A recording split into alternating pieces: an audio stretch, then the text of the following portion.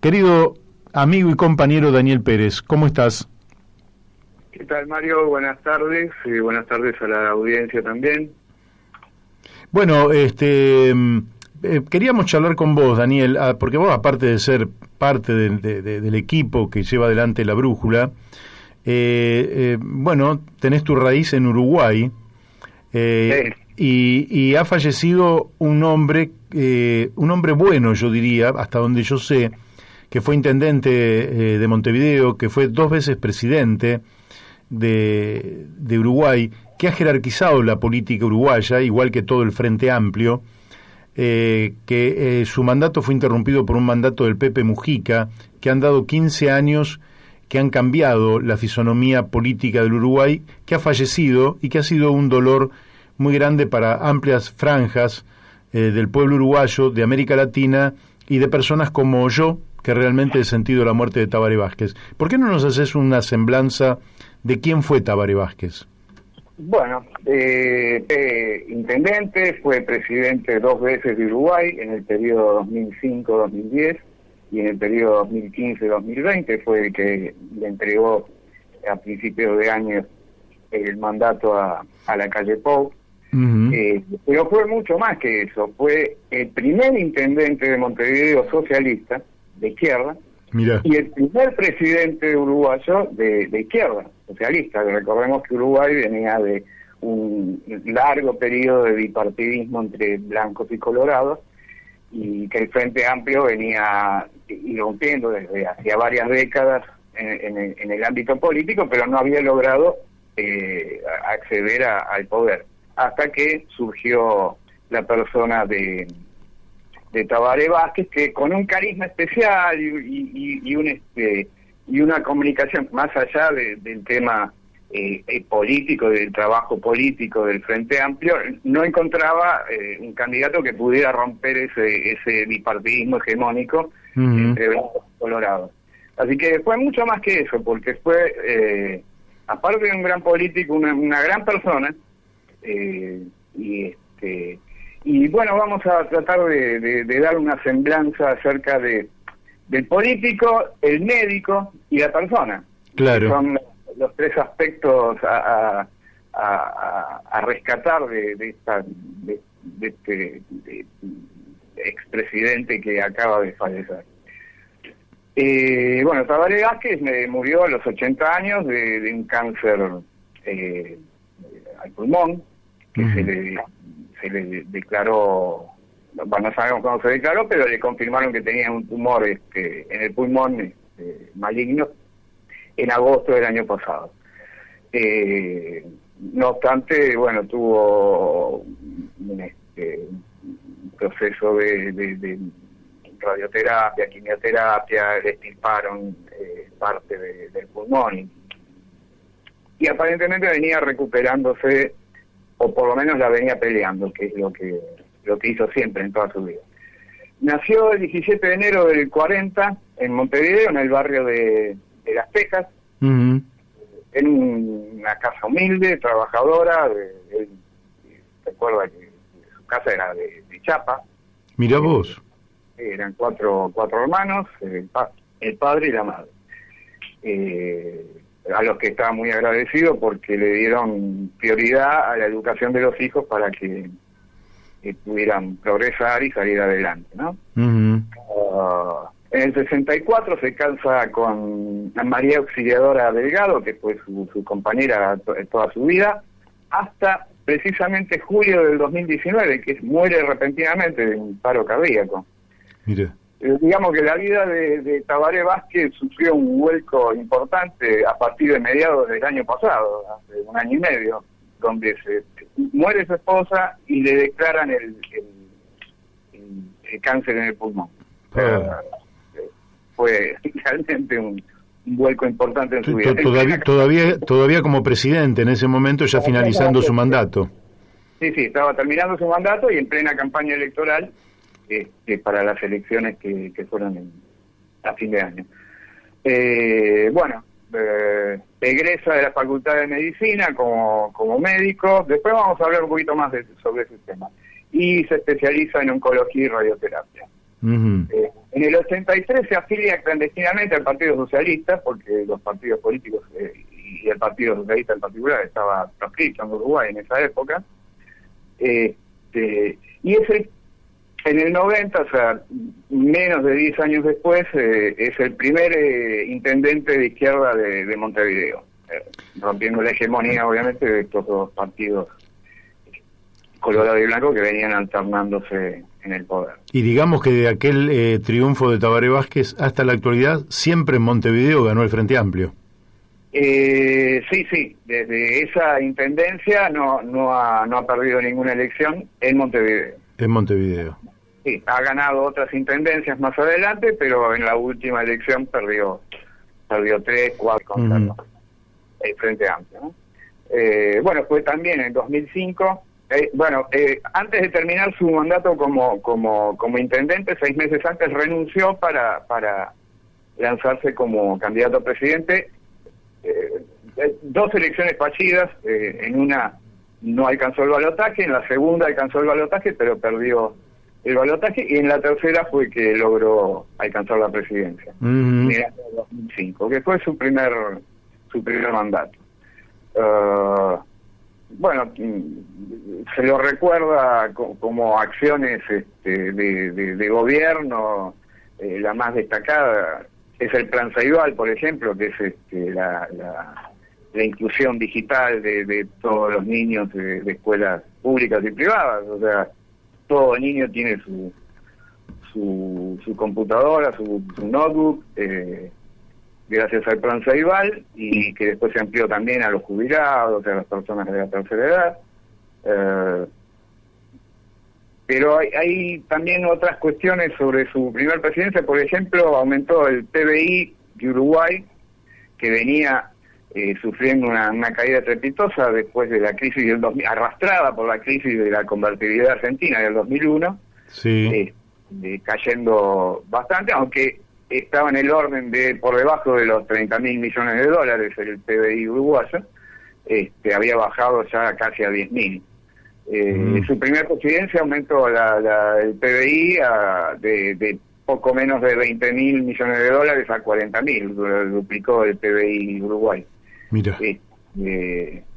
Y en su tercer presidencia, o sea, esta ha sido una tendencia que ha ido aumentando no solo durante el gobierno de él, sino en el gobierno de Mujica intermedio y en el segundo mandato de él. Lo que no se habla mucho con respecto a la economía de Uruguay es que en su segundo mandato logró algo paradigmático, que es desatar el crecimiento del PBI de los precios de los commodities internacionales. Eso revela políticas de Estado en cuanto a la economía que fueron no están muy visibilizadas, pero el crecimiento de Uruguay estaba atado estrictamente a los precios internacionales.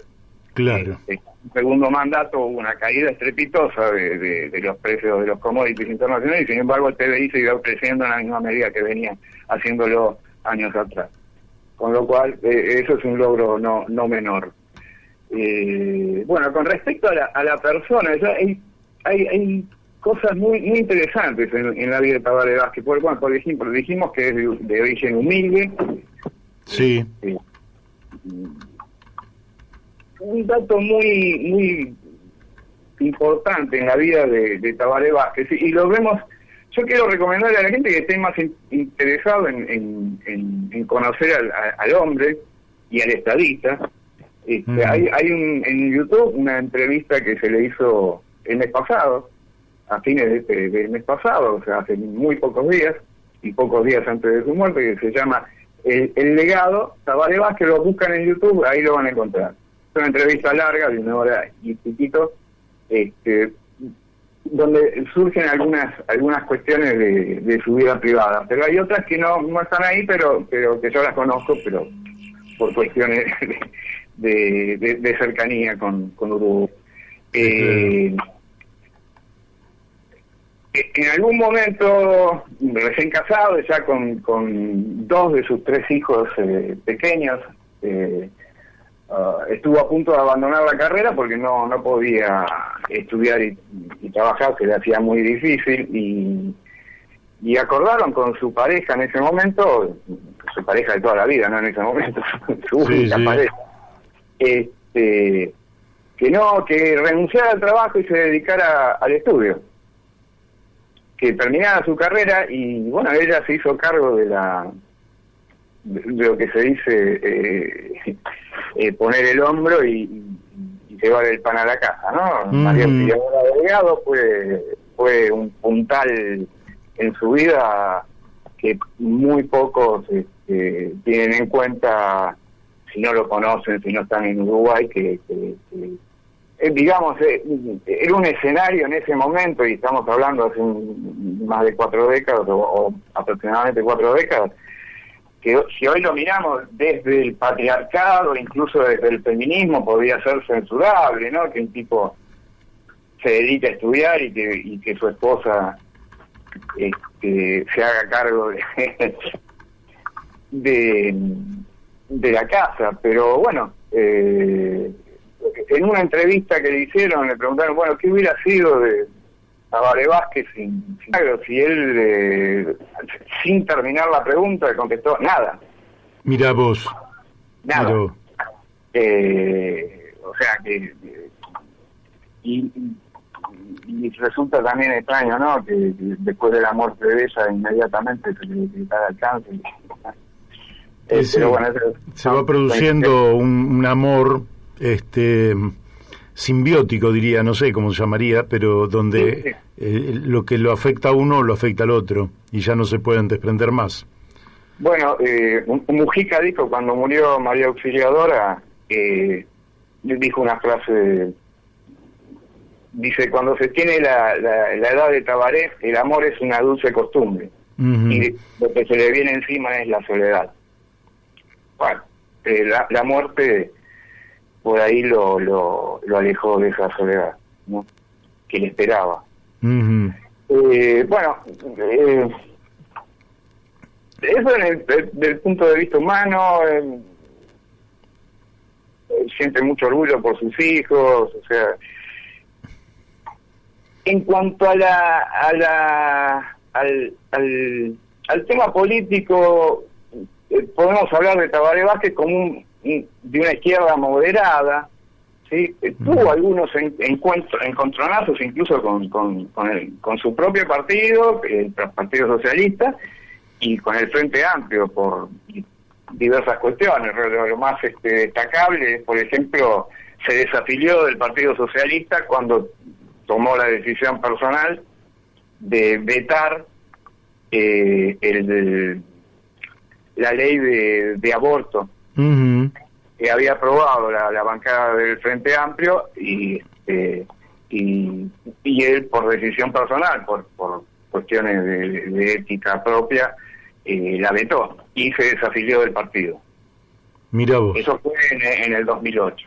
Después otra digamos, otro suceso así con respecto a la política fue, ya terminado el primer mandato, entregó el mandato a Mujica, y en el año 2011 hizo unas declaraciones con respecto al tema de las pasteras con Argentina, que habló de que, bueno, que estaba escalando la confrontación por el tema de las pasteras, estaba escalando ya a un tema que podía desencadenar en un hecho bélico, lo cual despertó declaraciones de ambos lados del charco muy fuertes contra él por ese exabrupto, y se disculpó y dijo que abandonaba la política.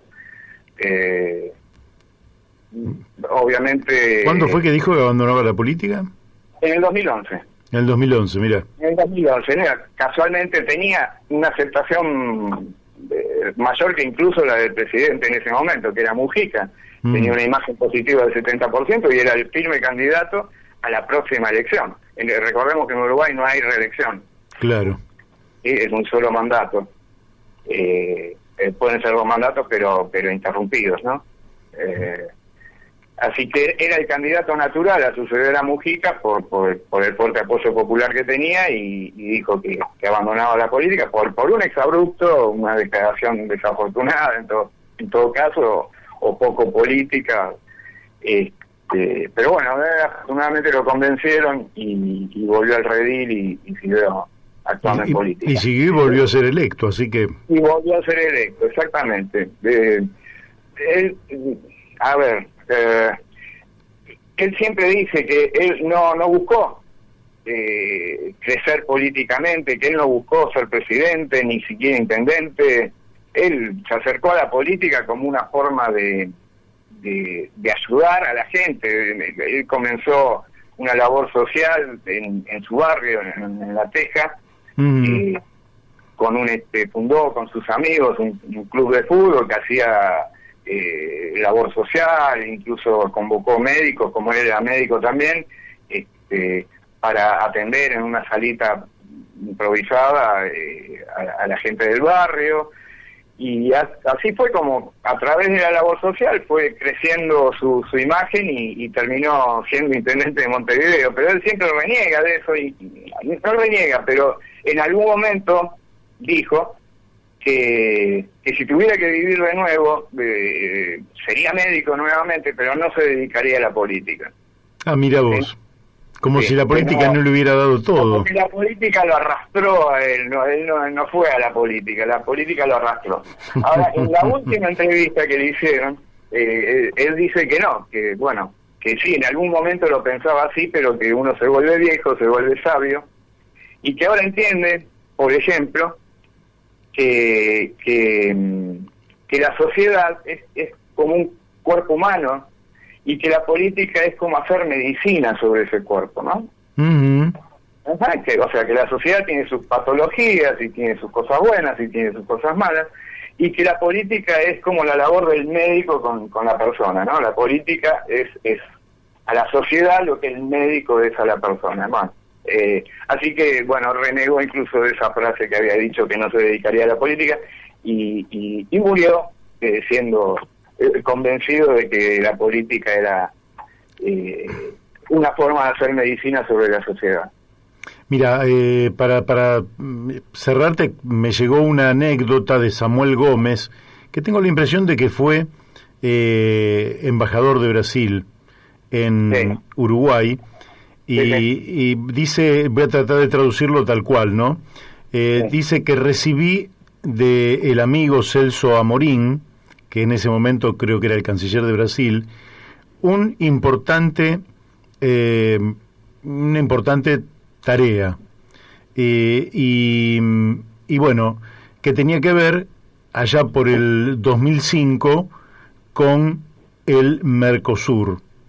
Entonces dice, respecto de Tabaré, que en un momento difícil del Mercosur, cuando Estados Unidos presionaba por un tratado de libre comercio, tuve una larga conversación con Tabaré en cuanto aguardábamos al presidente Lula en la refinería de Alberto Pasqualini en Río Grande do Sul.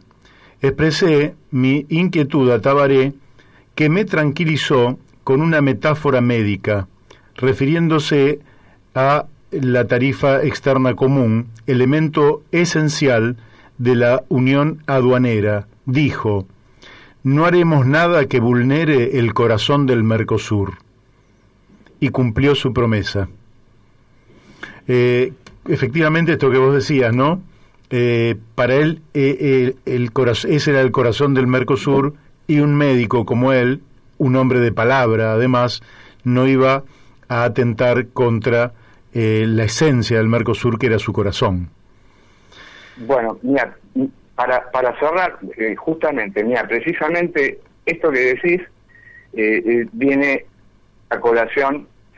Hemos escuchado las declaraciones sobre la muerte de Vázquez, de todo el arco político argentino, pero por nombrar tres nada más, te digo, Alberto Fernández, Cristina Fernández de Kirchner y el actual primer ministro de Argentina, ¿no? Cafiero. Santiago Cafiero. Santiago Cafiero. Los tres dijeron lo que dijeron acerca de, obviamente resaltando la calidad humana en primer lugar, pero los tres dijeron exactamente lo mismo con respecto a la unidad latinoamericana. Él fue un gran trabajador en favor de la unidad latinoamericana, del Mercosur y de la integración. En pocas palabras dijeron, bueno, es una gran persona y fue un gran luchador por la integridad latinoamericana. Muy bien, con esto cerramos. Daniel, te mandamos un fuerte abrazo.